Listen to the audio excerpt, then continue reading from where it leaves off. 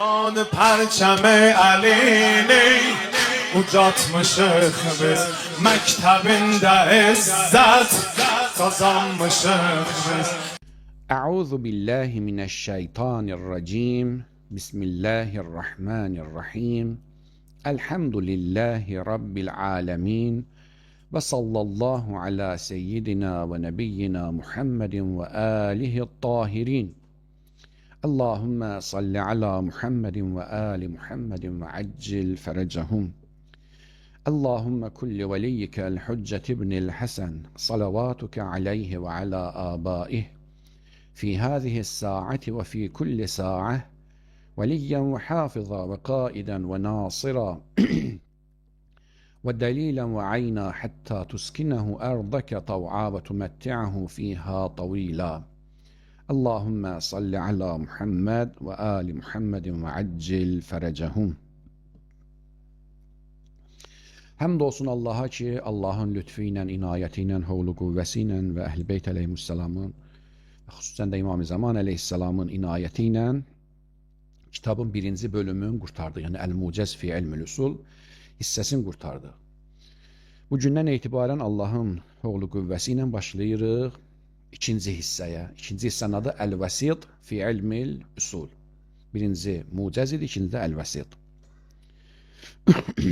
Evdə dərsi hazırlayarkən istədim ki, birbaşa Tərifül elmdən başlayayım və gedək qabağa.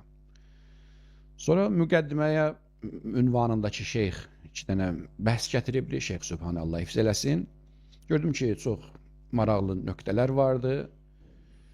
Hərçənd ki, yəni üsul elminin həqiqətinə, yəni içinə bəhslərinə aidiyyəti olmasa da, yəni tarix elmində, yəni üsul elminin tarixində və tələbənin gözünü açacaq bir sıra nöqtələr vardı ki, onları da qeyd eləməyi zəruri gördüm.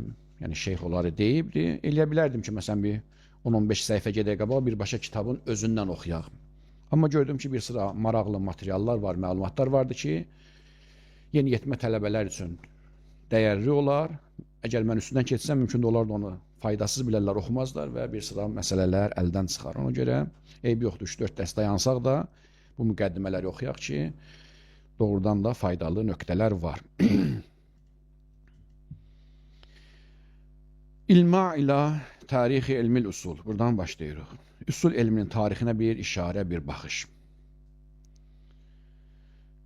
Əslində əl-mə'ə yulmi'u, yəni işıq salmaq bu mənada. Ləmə, yəni işıq salmaq. Üsul elminin tarixinə bir işıq salmaq. Çünki bu kitabın öz mühtəvası deyil, dərs deyil, ona görə çox dayanmayacağım. Çünki elə dərin elmi material yoxdur.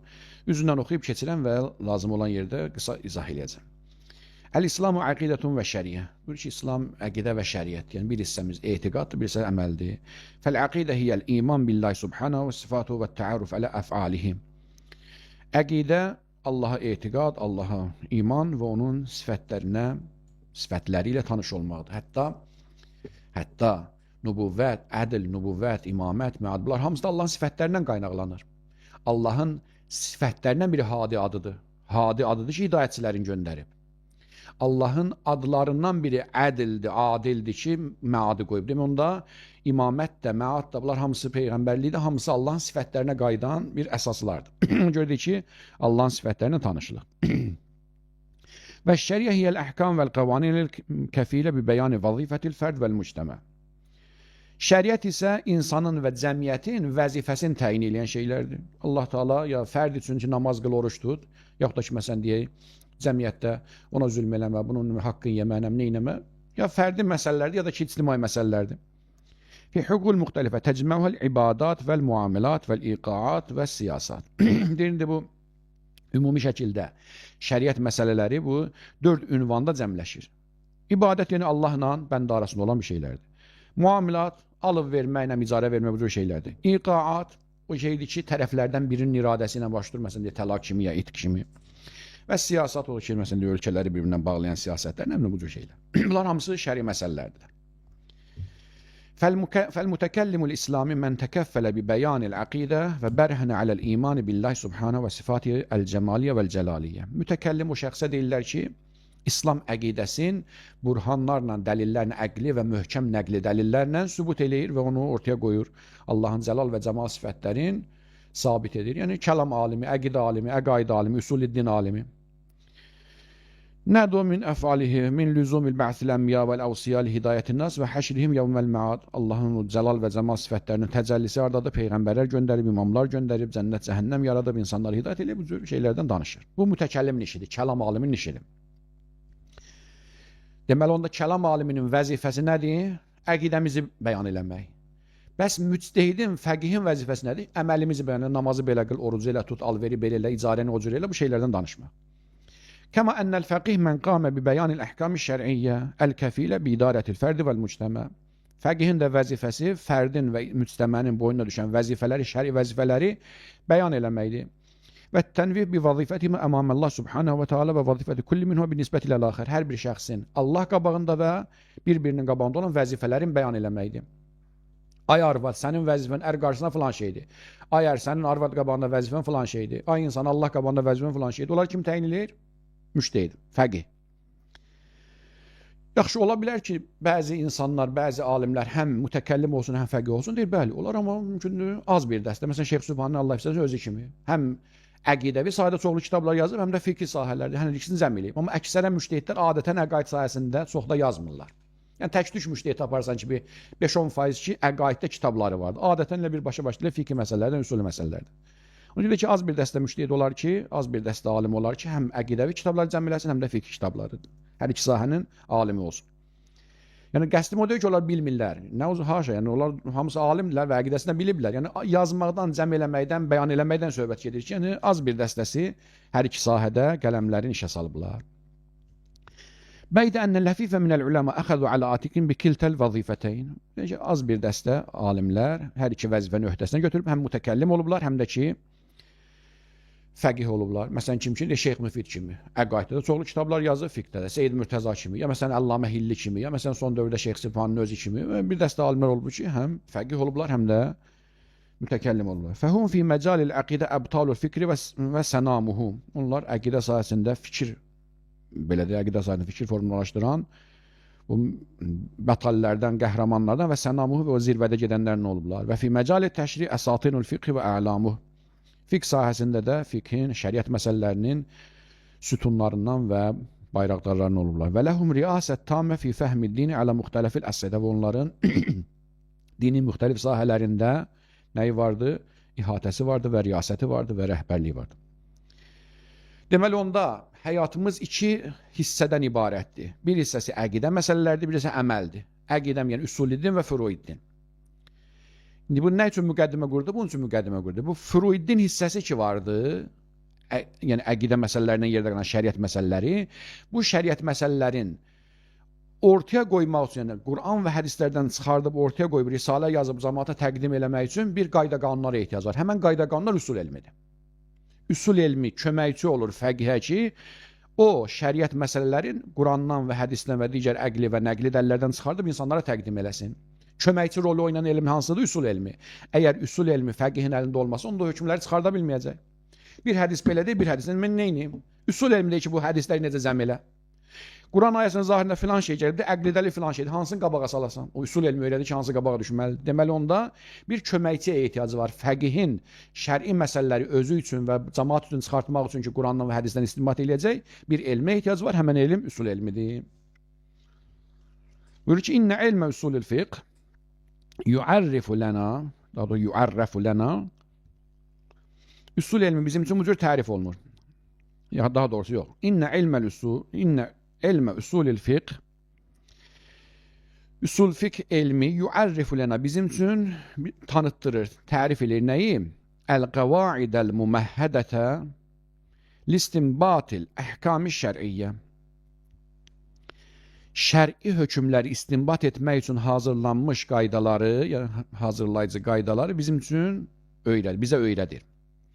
Və ma yentəhi iləhil müctəhid fi məqamil əməl və yaxud da ki, şəri hökmləri tapmadığı təqdirdə müctəhid əməl məqamında gəlib çatdığı nöqtəni bizim üçün izah edir. Yəni demək istəyir ki, fəqih bəzi hallarda hökmü şərini bəyan edir, bəzi hallarda da hökmü şərini tapa bilməz, onda vəzifə təyin edir.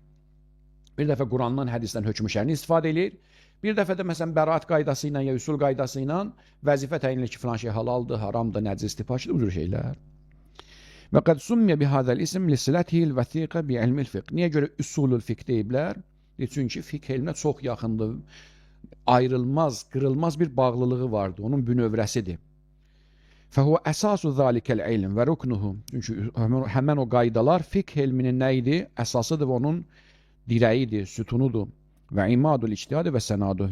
İctihadın söykənəcəyi ən mötəbər və ən mühüm söykənəcəkdir.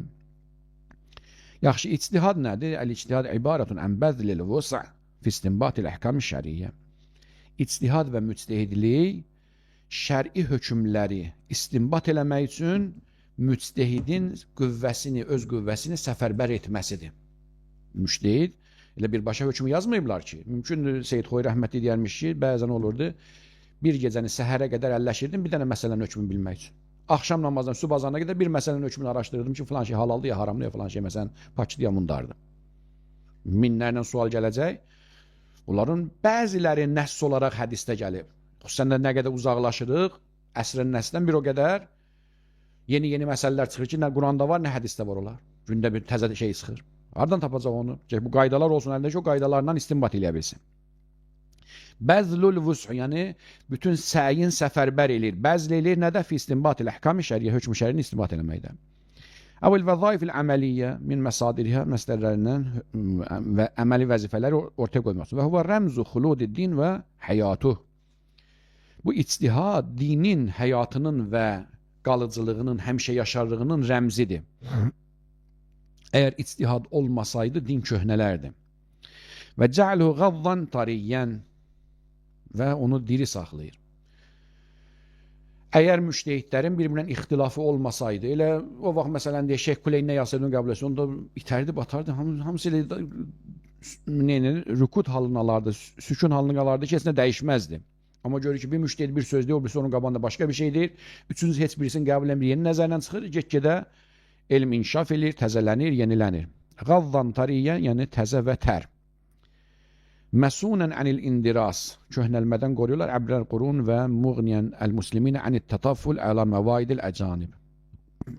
Deyir ki, müştehidin vəzifəsi budur ki, ictihadını işə salsın, məsələləri öz mənbəyindən çıxarsın ki, din diri qalsın, təzə qalsın və köhnəlməkdən zaman boyunda, yəni əsrlə keçdikcə köhnəlməsin və müsəlmanlar başqalarının süfrəsində oturmağa neynəməsinlər, məcbur qalmasınlar. Tüfeyli olub başqalarının süfrəsində oturmasınlar. Əgər biz baxsaq, təxminən 50-yə yaxın, bəlkə də çox müsəlman ölkəsi vardı. Və əksərən də desən, kafirsən, adamı öldürərlər. Amma həmən o 50 dənədən 3-4 dənəsindən çıxmaq şeyindən qalan hamısının qanunları Fransa qanununa götürülmüş. Nədir? Konstitusiyalardır. Az bir qismi, işim yoxdur, sünni qanundan, şiə qanundan iddia ilə ki, mən Quran və hədisdən çıxartmışam. İrandır, Pakistandır, tutaq ki, deyək, Səudi Ərəbistan ya bəzi ölkələr iddia edir ki, qanunlarımız Qurandan və hədisdəndir. Qalan 40 neçə dənə ölkənin qanunları hamısı Avropadan götürülmə qanunlardır. Demək, nə eləmişik? Tüfeyli olub gedib onlardan qanun almışıq. Əgər sünnisi, şiəsi vaxtında qanunları, o ictimai qanunları yazıb qanun şəklinə salsaydı, bizim nə işimiz vardı Avropadan qanun götürməyə? Deməli, onda vaxtında sanki səhlənkarlıq eləyib istər sünni fəqih ya şiə fəqihi ki, o qanunları qanun şəklində, düstur şəklində, konstitusiya şəklində yazmayıb deyin, ona görə gediblər, məcbur qalıb başqasından qanun götürüb ki, neynəyək, nətər eləyək. Və yəttədih zəlikə min xilali umur. Ənə təbiyyəti dinil İslami, İslam dininin təbiyyəti budur ki, əykəvnə xatəmil ədyan ilə yevmil qiyamə. Bu baxımdan ki, İslam dini qiyamətə qədər davam eləyəcək. Etiqadımız budur, sünninin də, şiənin də. Bundan sonra din gəlməyəcək və axıra qədər bu din yer üzündə hakim olacaq. Təqtadı fəthə babil ictihad lima seyuvacihu din fi məsirəti min əhdasin və təhəddiyatin müstəciddə. Buna görə də bu dinin sonuncu din olma, İslam dininin sonuncu din olmağı və qiyamətə qədər başqa bir dinin gəlməməyi iqtiza edir, tələb edir ki, onda ictihad qapısını açaq ki, bu din aciz qalmasın zamanın yenilikləri qabağında. Gündə təzə-təzə bir məsələ çıxır, gündə bir oyun çıxır, gündə bir tibbi məsələ çıxır, neynir? Gerək onda din hamısına cavab verə bilsin, gündə bir şey soruşurlar. Tutaq ki, məsələn, fərzən belə deyək. Deyək ki, müştehidə sual verir.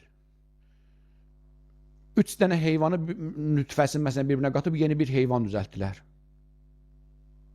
Məsələn, fərzən belə deyək, bunların xromosomlarını dəyişdilər, neymlədilər, bir heyvan düzəltdilər. Bu halaldır, haramdır. Onun bir şeylər yoxdur. Fərzən düzəltdilər. Ya məsələn, fərzən deyək, misal sual verir ki, bir dənə əgərsə bir heyvandan klon düzəltdilər. Bunun hökmü nə olacaq? Məsələn deyək, klon hökm formasında düzəlmiş qoyundan ki, təbii şəkildə gəlməyib. Ondan bir nəfər həcdə qurban kəssə, o səhi olacaq, batıl olacaq. Yoxdur bir şeylər, nə hədisdə var, nə ayədə var. Cinsiyyət dəyişməsidir, bir cinsdən başqa cinsə dönməsidir, nə bilim, bitcoinin hökmləridir, nə bilim, nə cürbəcür gündə hər gün yeni oyunlar çıxır. Nə Quranda var, nə hədisdə var. Əgər içtihad qapısını bağlasaq, desək ki, elə qaydaq gedə Peyğəmbər əsrində, İmam əsrində nə ayə, hədis var, ondan yapışaq. Bunda İslam gərək Fatihə oxunsun, dayansın.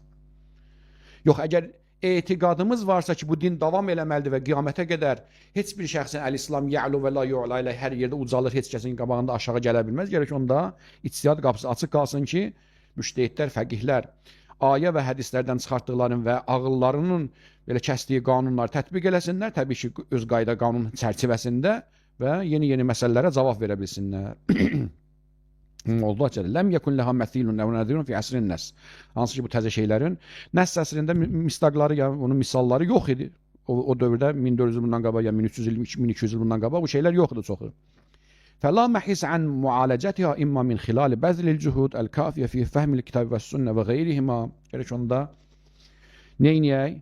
Ya fəhmimizi, düşüncəmizi Quran və hədis üzərində o qədər işlədək ki, onlardan çıxarda bilək o ümumi qayda qanunlarından, məsail təşkil və istinbati hökmüyə və imməl lücu illəl qavanil vadiyə. Yaxud da ki, deyək, görün, cəmaat nədir? Deyək ki, məsələn, ay müştehid, fərzən, cinsin dəyişdi, bir nəfər kişi idi, arvad oldu, arvadlı kişi oldu. Elədir. Buna nə hökmü tətbiq eləyək? Kişi arvad olandan sonra hicab bağlasın, bağlamasın. Ərə gedə bilər, gedə bilməz. Ya Quran və hədisdən hökmünü çıxartmalıdır ki, ilahi hökmü bəyan eləsin, ya vəzifə təyin eləsin, ya da desin ki, görün Avropa nədir, onu əməl eləyin. Hansını seçməlidir? Ya Allahın hökmünü bəyan eləməlidir, ya da deməli, görün nəcanib nədir? Əv ədəmil fəhs ən hükmüha və ihmaliyə. Bu üç dənə bir kənar döyü. Ya alimlər, fəqihlər, müştehidlər başını işlədib, Quran və hədisdən o yeni məsələlər üçün bir çıxarış eləməlidir ki, Quran və hədisdən kənara çıxmasın. Düzdür, o şeylər yoxdur Quranda, amma ümumi qaydalardan. Ya bir şey çıxartmalıdır. Ya cəmaatı göndərməlidir, əcnəbilərin qapısına gedin, görün onlar nə deyir, yaxud da ki, başlayır ki, başlı başına buraxsın. Mənim vecimə döyü, heç nə. Heç şübhəsiz ki, bunun ikisi də batildir. Nə? Allah icazə verməz, gedib kafirlərdən nəsə şey öyrənir, nə də ki, deyəməz ki, mənim dinimi başlı başına buraxın. Deməli, onda müştehidin, fəqihin vəzifəsi, elə işimiz yoxdur, sünnidir, şiədir. Vəzifədir ki, Allahın və Peyğəmbərin kəlamlarını araşdırsın, nəsə oradan bir ümumi qayda qanunlar əsasında bir şey hökm çıxarda bilsin. Vəl-əvvəl huvəl mətlub, birinci mətlubdur, yəni fəhmin Quran və hədisdə o qədər inkişaf elətdirməlidir ki, yeni məsələlər üçün bir şey çıxarda bilsin. وَالثَّانِ يُكَوِّنُ نَقْصًا فِي تَشْرِيعِ الْإِسْلَامِ. Əgər desək ki, yox, gedin görün əcnəbilər nədir, onda o deməkdir ki, iqrar elə ki, İslam şəriəti nədir? Acizdir və naqisdir. Və huve subhanahu qad akmala dinahu, amma hansı ki Allah dinini deyir ki, mən tamamlamışam. El-yevme ekmeltu lekum dinakum. Dininizi tamamladım. Əgər desə ki, mən bir şey tapa bilmirəm, gedin görün Avropa alimləri nə deyir, kafirlər nə deyir, Çinlilər nə deyir, Yaponlar nə deyir? Onda əməli surətdə Quranı naqis sayıb, amma hansı ki Quran deyir, mən hər şey bu dini kamilləşdirmişəm. Və salis la yensəcimə təbiətil həyat və nəvamisiha. Üçüncüdəki başlı başına bıraxsın, heç nə axtarmasın, bu da ki, İslamın həqiqəti ilə və həyatın təbiətinə düz gəlmir. Qarşı tərəf səndən hökm soruşur ki, məsələn fərzən deyə, mənim misal deyək, qardaşım gedib özün qadın eləyib, gündə evdə məsələn fərzən deyək ki, başı açıq gəlsin kişilərin yanında, ya yox, neynəsin, hökm soruşur. Ağır bir hökm deməlisən ona. Ləm yəkun kullu vahin, ikinci nöqtə. Sual veririk. Peyğəmbər səhabələri hələ imamların əsrinə gəlməmişdən qabaq. Gedilər İslamın o lap qaynağına, bulağın gözünə, Peyğəmbərin səhabələrinin zamanına. Peyğəmbərin səhabələri, neçə nəfər səhabə tapmaq olar ki, Peyğəmbərdən ayrılmırdı. Əli Əsəlam çıxıb qoyuruq kənara ki, o məsumdur, onu qoyuruq. Yerdə qalan, hətta ən müqəddəs belə saydığımız Səlman, Əbu Zər Miqdad, həmişə Peyğəmbərin yanında olmurdu. Qalmışdı ki, məsələn, Əbu Hüreyrə kimi yalancılar. Biri bir il Peyğəmbərin olurdu, biri ömrünün axırında, biri əvvəlində, biri 5 gün qalır çıxıb gedir kəndinə, o birisi qayıdıb gəlirdi, məsələn 5 gün qalırdı. Bu cür. Yəni biri bir söz eşidirdi, o biri söz eşidirdi. Ola bilməz ki, bir insan peyğəmbərin ağzından çıxan hər şey eşidir. Kim deyildi? Məsələn deyək, indi böyük adamlar hər nə mühazir oxuyur, məsələn yığıb saxlayırlar ya video şəklində bunlar hamısı yazılmayan sinələrdə olan sözlərdir peyğəmbərin kəlamları. Quran nazil olduğu zaman peyğəmbər hökmləri bəyan elədikcən bu məclisdə biri eşidirdi, o bir məclisdə o birisini eşidirdi. Bu yarısını eşidirdi, o yarısını. Sonradan o hədislər paylananda görürsən ki, dağılıb hərəsi bir sözdə danışıb. Niyə? Əgər eyni vaxtda orada olsaydılar və sabah gündə eyni məclisdə olsaydılar, mümkün peyğəmbər dünənki sözün dalını danışmışdı ki, həmən məclisdə dünənkisi yox idi. O öz eşitdiyin gedib öz kəndində danışmışdı. Bu cür para-para oldu şəriətin əsas kök qaynaqları, hərəsi bir sözü nəql edir. Hələ işimiz yoxdur peyğəmbərin dininə, şəriətinə xəyanət eləmək. Yox, fərziyyəcə hamısı müqəddəs insan, möhtərəm insanlar idilər. Amma hərəsi bir hissəsini eşitdi sözün. Ləm yekun kullu vahide min əshabin nəbi sallallahu aleyhi və səlləm mütəməkkinen min devamil hudur indəhu sallallahu aleyhi və səlləm li əxzil əhkam ənhu. Deyir ki, elə boş bekar insanlar deyildilər ki, elə bir adam yoxdur ki, əvvəldən axıra qədər peyğəmbərin yanında olsun və bütün hökmləri həzrətin öz ağzından eşitsin. Bəl kana fi müddəti həyati yahzaruhu ba'duhum duna ba'd. Bu hissədə ömrünün əvvəl çağında filan kəslər var idi, sonra onlar çıxdılar, getdilər yerinə başqalar gəldi bu cür. Fi vaqtin və duna vaqtin. Və kana yasma'u cavabən Nəbi sallallahu aleyhi və səlləm kulli məsələtin yəs'alu anha ba'dul ashab və yafutu anil axərin. Bəzi sahabə bir söz soruşanda peyğəmbər məsələn onun cavabını verirdi. Və həmən məclisdə o birisi yox idi. Sabah başqa bir sualda o vardı, o birisi yox idi. Bu cür qarışırdı. Fələmmə təfərrəqəl əshab bə'də vəfati sallallahu aleyhi və səlləm fil buldan. Belə ki, peyğəmbərin ölümündən sonra səhabələr hər kəsin bir müxtəlif yerlərə dağıldı. Biri Küfəyə getdi, biri Bəsrəyə getdi, biri Misrə, biri nə bilim İrana, hər bir tərəfə dağıldı. Təfərrəqətil əhkam əl-mərviyyə anhu fiha. Və başladı bu hökmlər yayılmağa. Fəturva fi kulli bəldətin minha cümlə. Və hər bir şəhərdə, hər bir kənddə o peyğəmbərin kəlamından bir hissəsi deyilirdi. Və turva anhu fi qeyri tilkəl bəldə cümlətun uxra. Başqa yerdə başqası.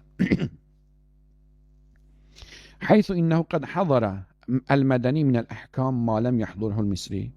Mümkün deyir ki, fərzən, Mədinəli bir məclisdə vardı ki, həmən məclisdə Misirdən olan sahabə yox idi. Yaxud da ki, Misirli olan məclisdəki peyğəmbər söyləmişdi, məsələn, Bəsrəli yox idi. Bəsrəli olan yerdə məsələn Şamlı yox idi. Bu cür hər bir yerdən gəlmişdilər, bir yerdəndir. Və hadara misli maləm yahduruhu Şami.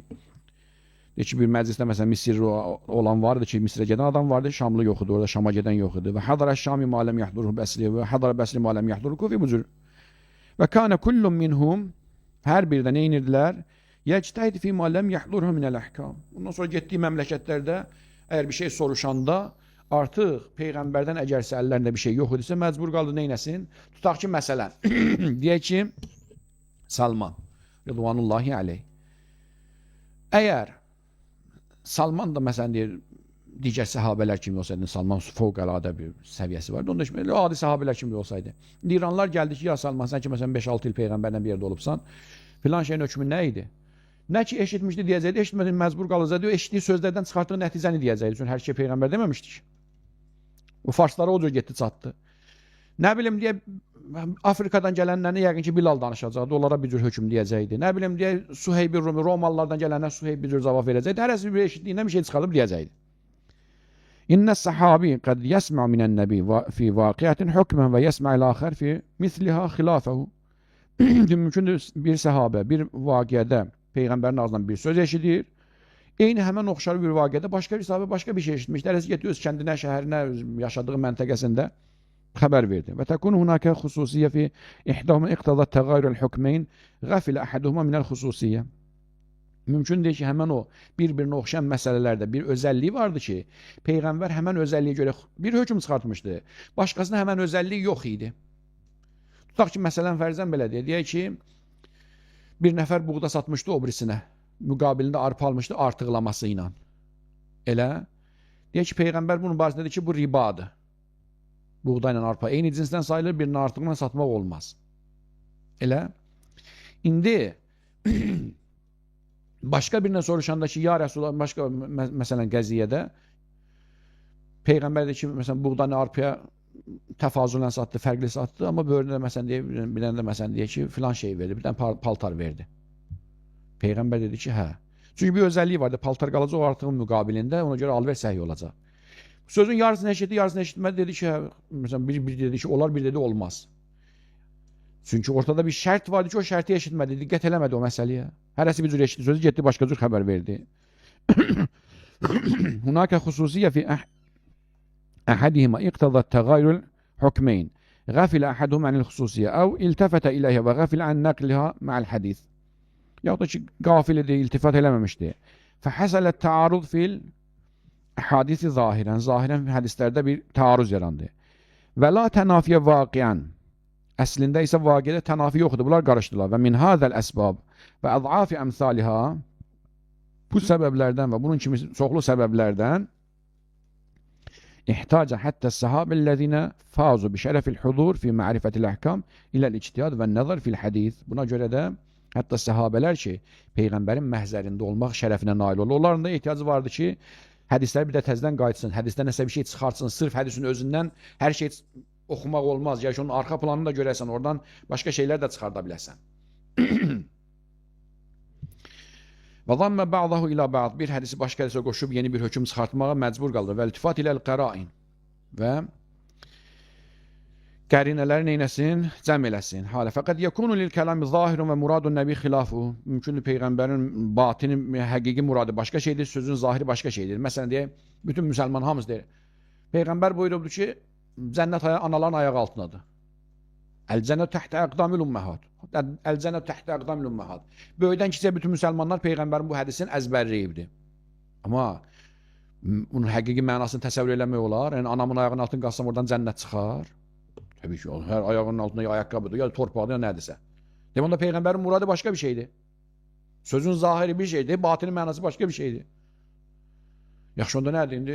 Sual verdi müsəlmanlara ki, Peyğəmbərimiz buyurub, nə deməkdir? Məsələn, əl-cənnət təhtə əqdamil ümməhad. Bir deyəcək ki, onun qabağında təvazökar ol, mümkün deyəcək. Bunu başa düşəcək. Bir mümkün deyəcək, yox, məqsəd söhbət təvazökarlıqdan getmir. Söhbət ondan gedir ki, məsələn fərzən deyək ki, ananı məsələn fərzən deyək ki, başının üstündə saxla. Məsələn deyək, həmişə özü ondan aşağı görəcəkdən, söhbət təvazödən getmir. Hər şeyində, yəni, bir var təvazökarı, bir var məsələn itaət, məsələn. Mümkün bir təvazökardır, amma itaət eləmir. İstədiyin vermir. Həm təvazökarla itaət eləməlisən. Mümkün 3 cür, 4 cür, 5 cür hər bir formada hədisdə bir şey məna başa düşəcək. Demək, onda sözün zahiri bir şey ola bilər, batini başqa bir şey ola bilər. Ehtiyacı var ictihada ya yox? Əlbəttə var. Və muradun nəbi xilafı i'timadən lə qərinətin fil məqam. Mümkün deyil ki, Peyğəmbərin məqsədi həmən o məclisdə bir qərinə var idi, ona söykənmişdi.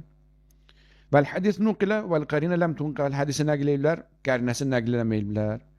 Və kullu vahidi minəs sahabə mimmən kanə min əhli rə'yi və rivayə tarətən yərvi nəfsə əlfadil hədis lissami min bəidin əv qarib fəhvə fi hazəl hal ravin və muhaddis. Deyir, bəzi Allah'da görərsən ki, bəzi ravilər, Peyğəmbəri görən ravilər, səhabələr nə görüb, nə eşidib, onu bir cür nəql edir, heç nə dəyişiklik eləmir.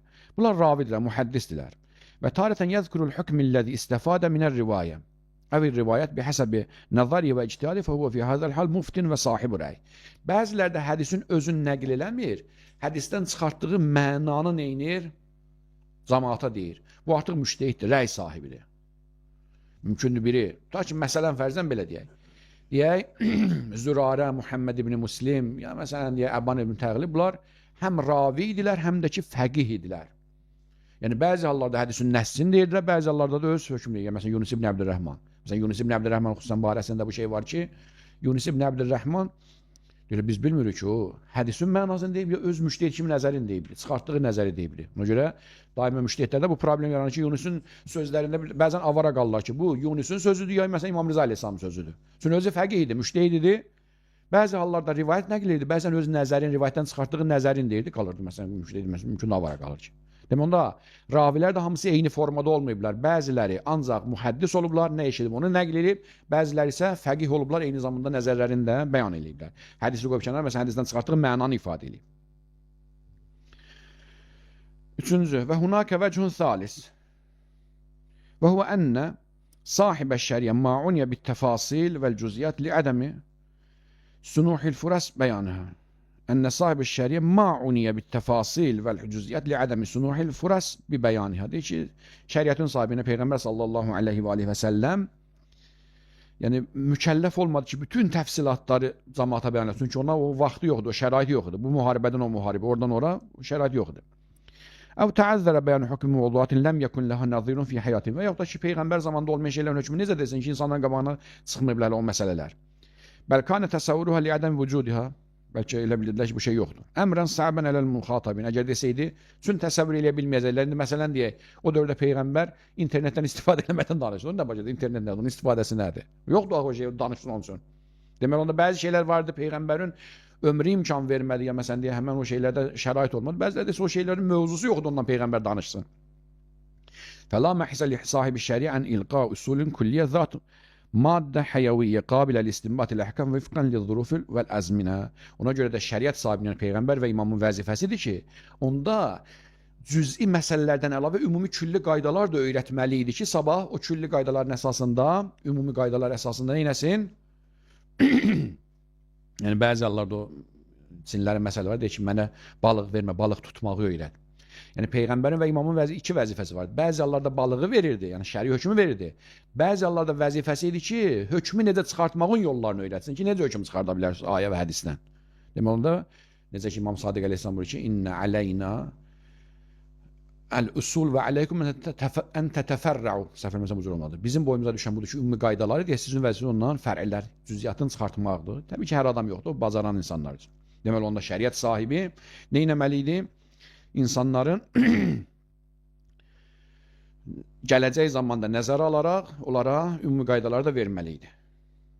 İstədim tamamlayam amma alınmadı. İnşallah gələn dərsdə tamamlayarıq. Elhamdülillah Rabbil aləmin və sallallahu alə seyyidina və nəbiyina Muhammedin və alihi tahirin.